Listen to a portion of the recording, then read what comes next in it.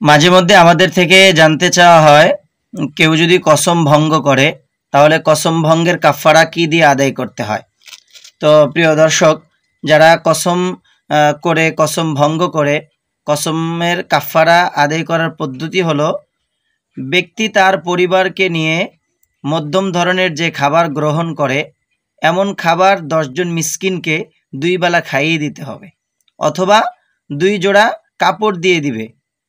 সৎকায়ে ফিতির পরিমাণ টাকাকে একদিনের খরচ ধরা হবে এই ক্ষেত্রে। সেই হিসাবে সৎকায়ে ফিতির পরিমাণকে 10 দিয়ে গুণ দিলে যত টাকা হয় তাই হবে কসমের কাফারা।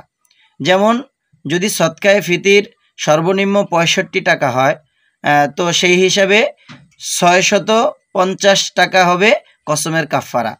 এটি বাজার মূল্য হিসাবে ধর্তব্য হবে সৎকায়ে ফিতির। যদি টাকা দিয়ে কাফারা আদায় করতে সক্ষম না হন, সেক্ষেত্রে কেবল কসম ভঙ্গকারী ব্যক্তি 3টি রোজা রেখে কসমের কাফারা আদায় করে দিবে, তাহলে তার কসমের কাফারা আদায় হয়ে যাবে ইনশাআল্লাহ।